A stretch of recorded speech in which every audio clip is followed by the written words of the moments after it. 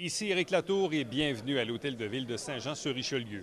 Nous sommes le lundi 30 septembre 2013, moment important dans l'histoire de la ville puisque c'était la dernière assemblée du présent conseil et du présent maire Gilles Delbecq qui se retire après plus de 35 années passées en politique municipale. Une assemblée de conseil où il y a quand même été question de certains dossiers, notamment l'eau potable au parc Rémiard et la traverse de la 9e avenue et du boulevard d'Iberville où actuellement les barrières du chemin de fer de la MMA sont brisées.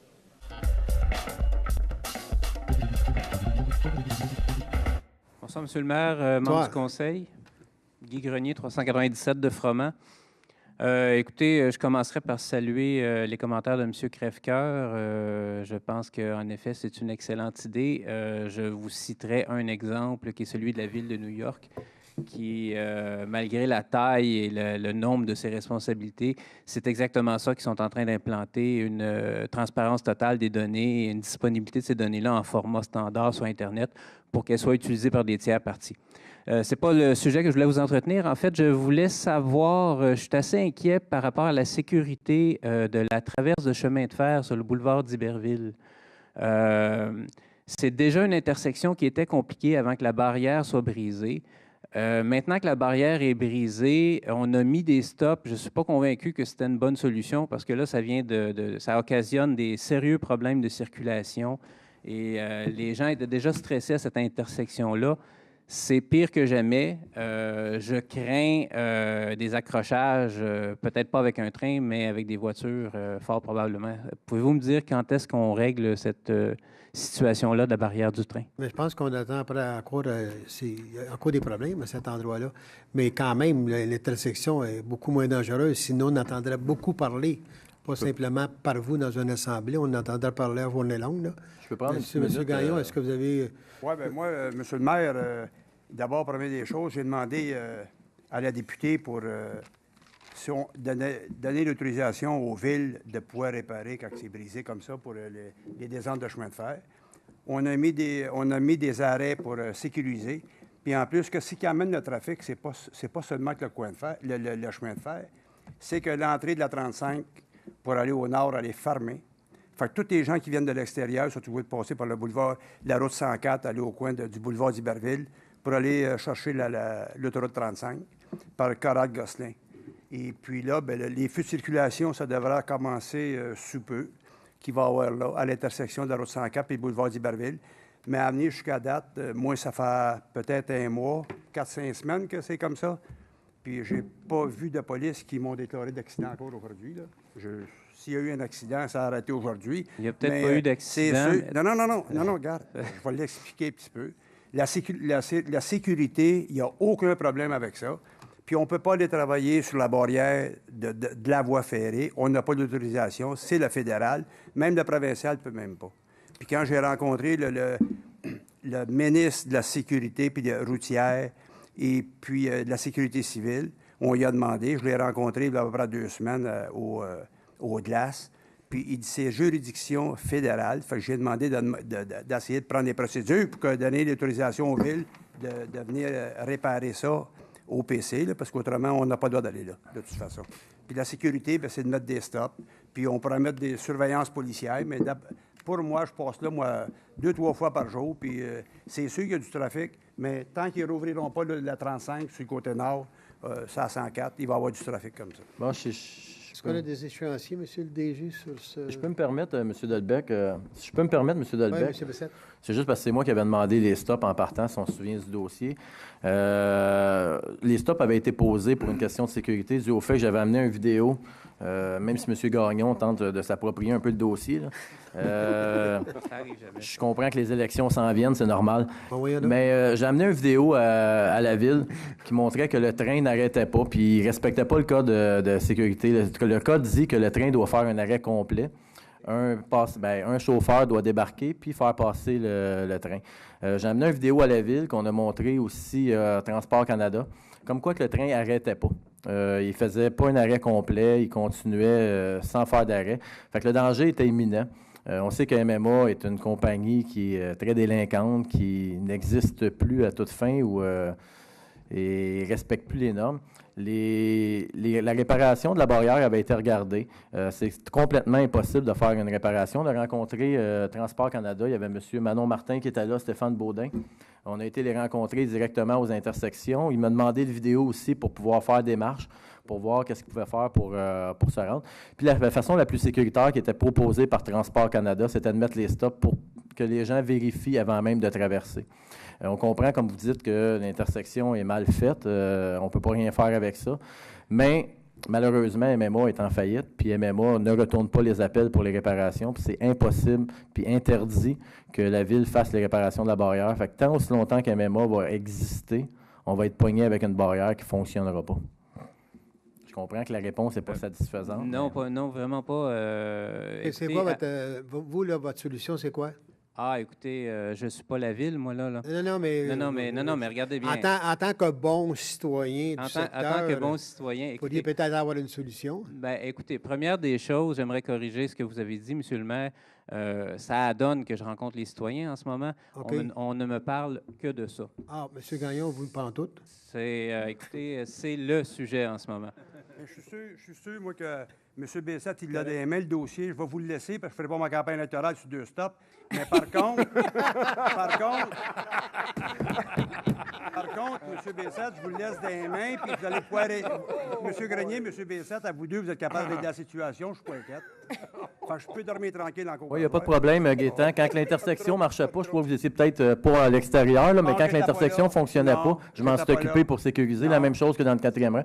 Il n'y a pas de problème, je m'en occupe. Une chance que M. Baudin y est ici, parce que j'ai jasé avec aussi. Même moi, je vais l'avoir des comptes. Vous étiez là quand Transport Canada est venu? OK, on ne partirera pas de débat, on va régler le problème. Transport Canada, non. Mais on ne réglera pas de problème à se parler de même ce soir sans suggestion de réglementation. J'ai juste posé une question et ce que j'entends, c'est qu'on ne fera rien. Puis on se moque de la situation. C'est fait. Ce qu'on avait à faire là-dessus, là. Ça ne fait pas votre affaire, c'est correct, mais c'est fait. C'est-tu correct? Non, je suis juste les bras mentons, mais écoutez. Ben, c'est correct. Monsieur le maire. Monsieur Poisson. Je pense que M. Grenier ne comprend pas que c'est juridiction fédérale. Seul Transport Canada peut mettre le mot dans ça. Il n'y a pas d'autre solution. C'est Transport Canada qui va forcer la MMA à mettre ses barrières. C'est plutôt facile sur le Transport Canada parce que c'est eux autres qui ont la responsabilité entière. Moi, écoutez, j'ai aucun problème à ce qu'on trouve une manière à s'entendre avec le fédéral pour régler le problème. Mais c'est un cas de sécurité du public. Et quand quelqu'un va être blessé, je ne sais pas comment vous allez pouvoir blâmer ça sur le fédéral. Non, mais vous ne comprenez pas que nous, la Ville, là, on a fait le devoir. On a un problème à une intersection. Attendez une minute, là, vous allez nous blâmer la Ville, c'est faux. Nous, la Ville, on a fait le devoir. On a appelé Transport Canada, puis on a indiqué le problème. Mais c'est la solution qu'on a faite, c'est ça. On ne peut pas aller plus haut que le Transport Canada. OK, Monsieur Poisson, merci. Monsieur Grenier, merci beaucoup. C'est sécurisé et je pense que c'est suffisant. Merci.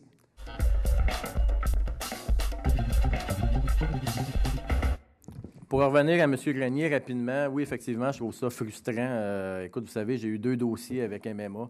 Puis effectivement, je trouve ça très frustrant de voir les réponses qu'on a de MMA. Très frustrant de voir les réponses qu'on a de Transport Canada. Mais malheureusement, c'est difficile d'embarquer dans ce dossier-là. Tant qu'MMA va, même Transport Canada, qu'est-ce qu'il nous expliquait, tant qu'MMA va avoir sa licence, ils n'ont aucune pogne. Les employés sont tous d'accord à faire les réparations, mais les pièces n'arrivent pas. Fait que, oui, effectivement, je trouve ça frustrant, comme vous dites. J'ai eu 2 cas, puis on s'entend qu'à MMA, pendant tout mon mandat, j'ai eu le 4e rang sud, que les lumières n'ont pas fonctionné pendant 2 mois. Ça a tout pris faire poser des stops. J'ai eu le 3e rang, que les lumières, les cloches sonnent régulièrement. J'appelle MMA 1 fois par semaine, parce que Mme Guillette m'appelle. Puis savez-vous, c'est quoi que j'ai, comme? On va faire les travaux, puis ça revient la semaine d'après. On dirait qu'on n'a pas de pogne sur une compagnie comme ça, mais je trouve ça frustrant, puis je trouve que ça va être intéressant à travailler pour les prochaines élections, ce dossier-là. J'aimerais revenir sur un dossier, parce que j'aime pas laisser les dossiers inachevés. Sur le dossier des boues. Vous vous souvenez, il y a 2 semaines, on m'a pitché des chiffres, puis on a sorti en disant que ça va coûter 42 000 de plus la façon AB7 de valoriser les bouts. Puis j'avais pas eu les chiffres, j'avais pas été invité non plus au plénier. Je trouve ça triste de finir avec un dossier de marde, puis c'est pas... les mots sont simples, hein? C'est un dossier de marde, on parle de marde. Écoute, j'ai eu les chiffres, puis j'ai commencé à les comparer avec ce que j'avais eu il y a un an. C'est pour ça que j'ai donné à tous les membres du conseil. Puis je comprends qu'ils n'ont pas voulu voter tantôt la résolution, parce que vous avez compris c'était quoi avoir des papiers à la dernière minute puis pas pouvoir voter dessus. Ça a pris 2 ans pour que vous compreniez, mais au moins on a compris ce bout-là. J'aurais aimé être fin, mais je vais vous avouer que c'est ce que j'ai vécu pendant 2 ans. Fait que je trouve ça agréable qu'ils vivent la même chose ce soir. Je vous donne les chiffres, M. Berthelot, je vous invite à les lire aussi parce que vous avez un petit point pour vous. J'en ai gardé pour tout le monde. En 2013, M. Fortin a passé des chiffres. Les chiffres que vous avez reçus prétend que ça coûtait 20 $ pour la valorisation et 77 $ pour le compostage. Bizarrement ou mystérieusement, j'ai un courriel ici qui a été envoyé à Benoît Fortin, Daniel Desroches, François Lapointe, puis à moi-même, pour me dire, il est important, ça a été dit en 2012, le 30 novembre 2012, quand on a octroyé le contrat de 2013. Il est important pour la compagnie d'obtenir rapidement la décision du Conseil afin d'aller, dès la semaine prochaine, de l'avant dans le recrutement des sites pour stocker les épandages. Les prix qu'on voulait s'assurer étaient de 26 $ la tonne et de 80 $ la tonne pour le compostage et de 26 $. Si on prend les chiffres que M. Fortin a fournis, 20 $ 77. Si on se fie aux chiffres que M. Desroches, que tout le monde a vu, toute la haute direction, 26 et 80. Quand même des écarts significatifs. Puis ça ne s'arrête pas là. Vous avez vu, là, vous avez les chiffres, les mains, je vais y aller en ordre. Si on prend la moyenne de valorisation, je trouve ça agréable, mais soit qu'on est dans Back to the Future, parce qu'une moyenne, ça ne change pas. En 2010, si on prend ici, en 2010, M. Fortin prétend qu'on a valorisé 4 343 tonnes.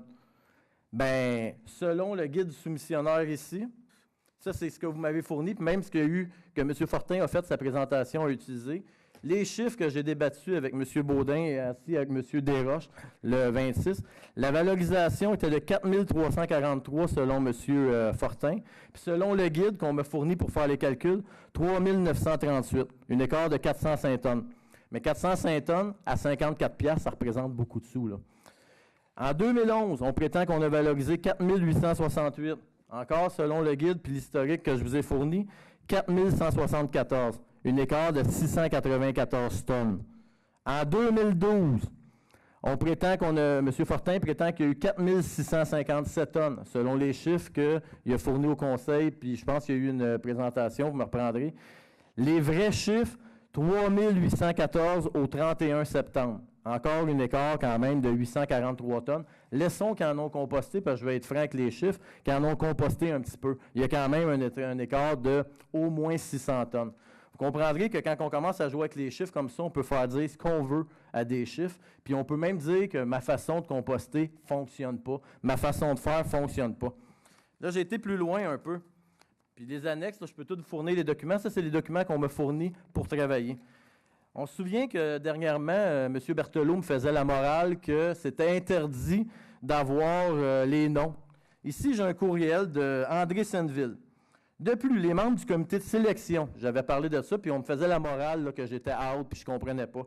De plus, les membres du comité de sélection pour l'appel d'offres SA 782 AD12 pour la valorisation des bouts biosolides inclus dans le transport étaient M. Benoît Fortin, M. Louis Poulain, Mme Isabelle Paquette et Mme André Senneville.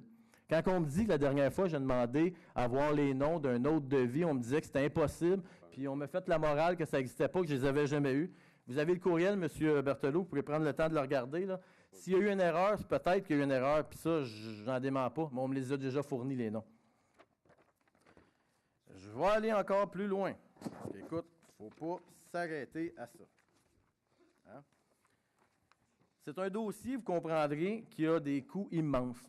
Parce qu'on a eu une recommandation, on mettait qu'on devait avoir une plateforme. Sinon, nos coûts continueraient à augmenter. La plateforme vaut 3 597 000.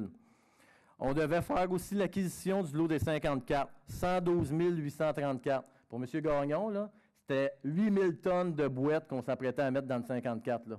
Sans qu'on ait, ça veut dire que les citoyens là, de Saint-Athanas s'apprêtaient à avoir 8 000 tonnes, 8 000 qui rentrent, 8 000 qui sortent. Donc, 16 000 tonnes de transport qui passeraient dans le 54. Quand on a présentement, là, que je vais montrer, que selon les chiffres, par contre, je tiens à dire que les chiffres, s'ils changent, je ne suis plus responsable. Moi, je parle des chiffres que la haute direction me fournit. Là. Puis un 100 000, c'est 4 millions qu'on s'apprêtait à dépenser ici. Après que j'ai refait les calculs avec les chiffres, mais comme je vous dis, je ne peux plus me fier à rien, là, avec les chiffres que M. Desroches, M. Baudin, puis tout le monde me fournit, les économies pour le nouveau contrat, au lieu de payer, au lieu que de prétendre, comme M. Fortin disait, des chiffres beaucoup plus bas, là, je vais juste prendre 2 petites secondes pour les reprendre, M. Fortin prétendait que ça coûterait beaucoup moins cher. Le vrai chiffre est 61,28 la tonne que ça revient présentement. Le devis qu'on nous a proposé pour 2014 était de 57 $. Donc, un écart quand même significatif qui représente 51 000 de 2013 à 2014.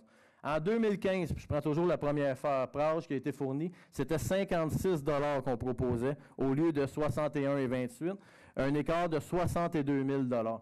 En 2016, au lieu de 61,28, puis je tiens à dire que là-dedans, j'ai comme enlevé des virgules. Tu sais, l'inflation, j'en tiens pas compte.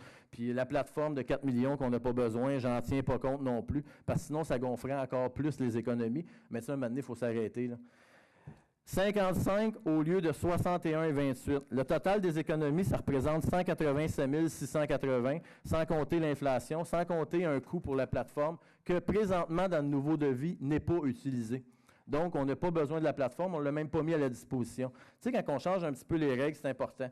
Je n'irai pas plus loin. Pourquoi j'ai pris le temps d'en parler? Parce qu'on ne sait pas ce qui peut arriver dans une élection, mais je ne voudrais pas que le dossier tombe dans l'oubli. Je propose aussi de nommer un enquêteur qui vient externe pour analyser le dossier. Il y a eu plusieurs irrégularités dans le dossier, comme, si on peut nombrer, les irrégularités, soit l'historique qui a changé, soit le système de pointage aussi, qu'on se souvient que lors du dernier système de pointage, le seul, dans les 4 noms, le seul qui avait fait qu'on n'avait pas pris une des firmes, c'était M. Benoît Fortin qui avait attribué la note de 65. Toutes les autres, les notes étaient plus hautes.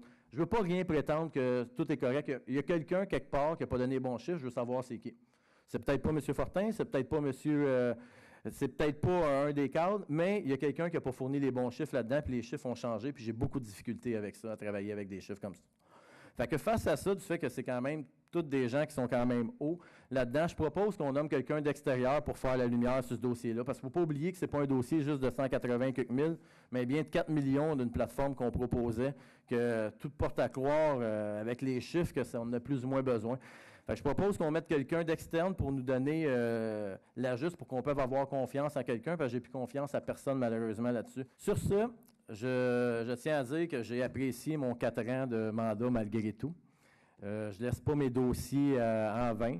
Je souhaite bonne campagne à tout le monde, puis on va se revoir peut-être après les élections. À suivre. Bonne soirée.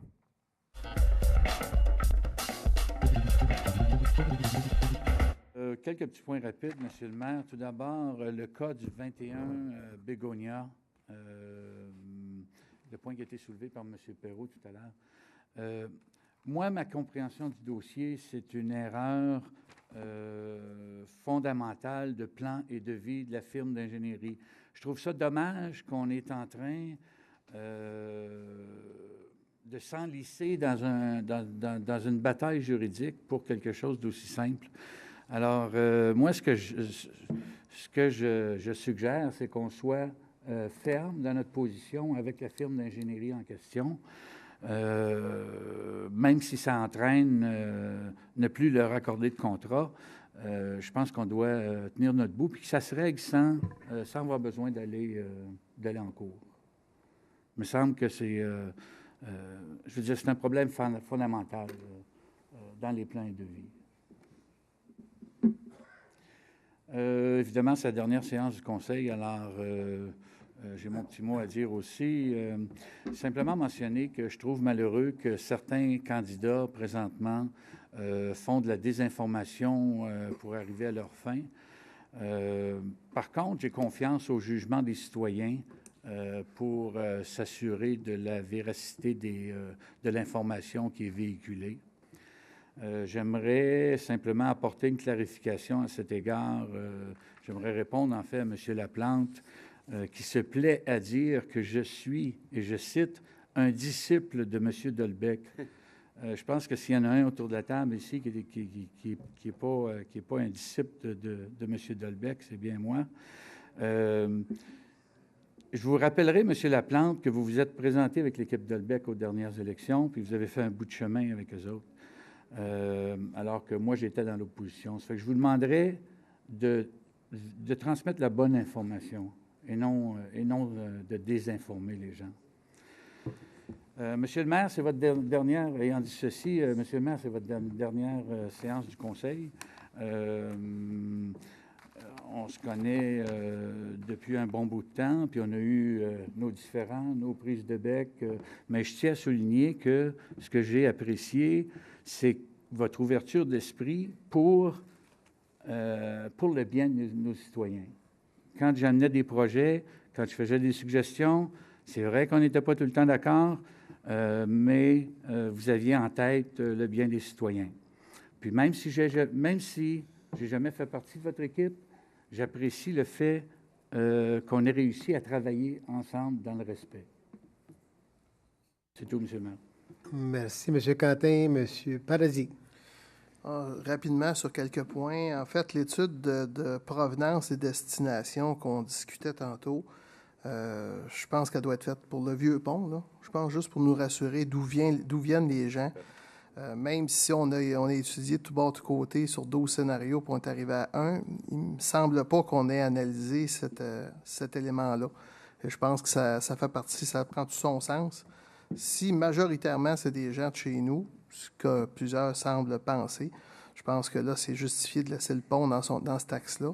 Sinon, je pense qu'il faudra le repenser, là.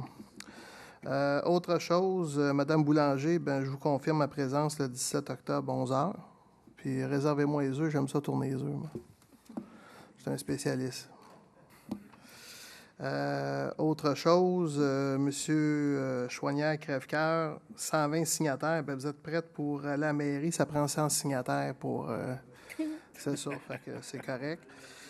Autre chose, par contre, je suis entièrement d'accord avec vous. De toute façon, mon programme circule, fait que c'est marqué en toutes lettres dessus.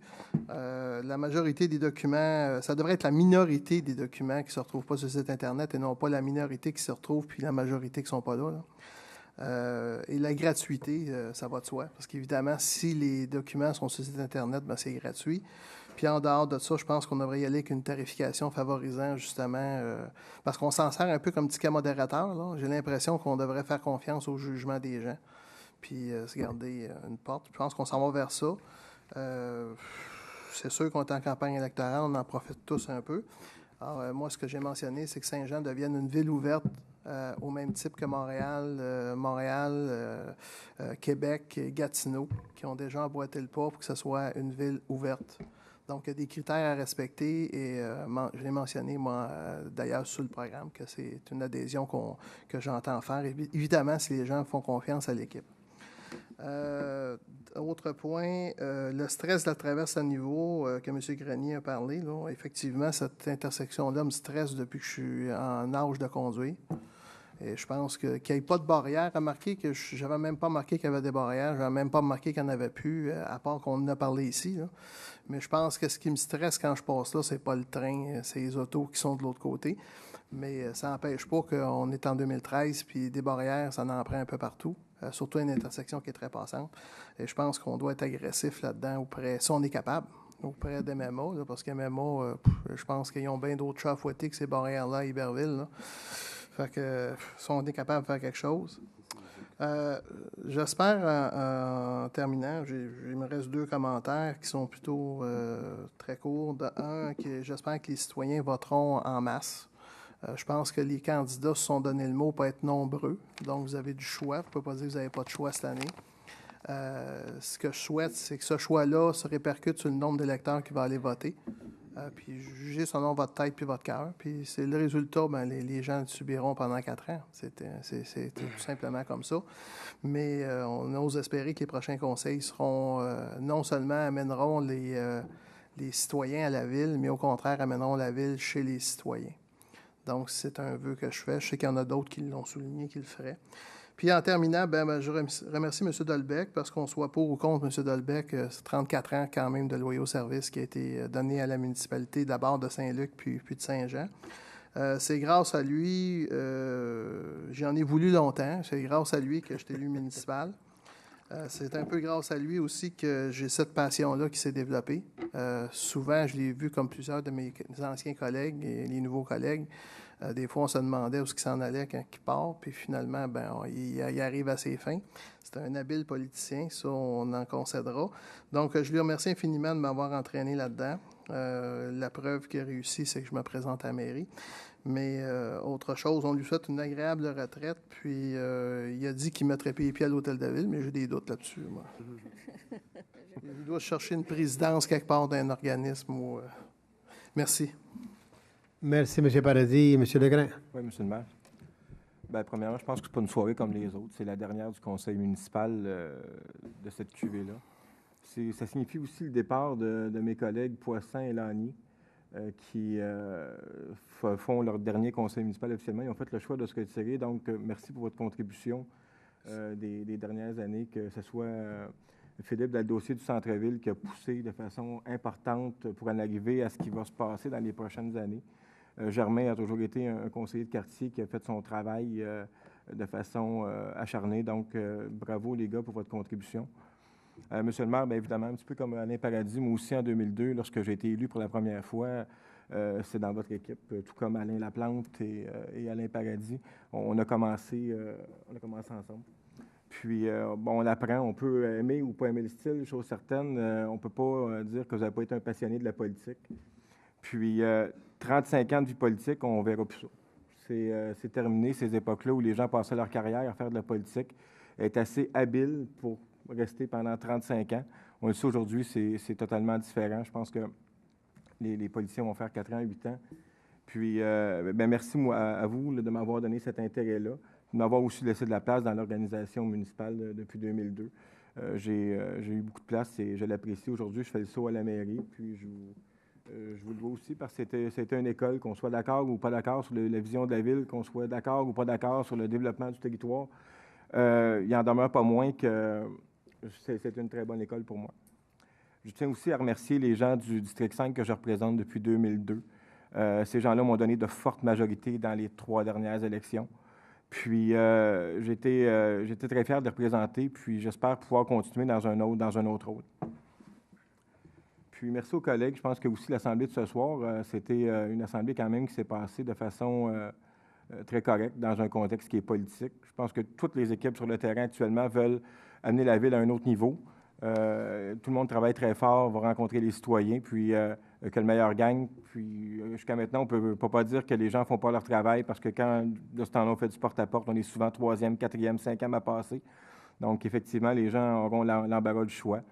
Mais je pense qu'on a une vision intéressante à proposer aux Joannais et j'espère qu'ils feront le choix de notre équipe. Donc, merci. Merci, M. Legrand.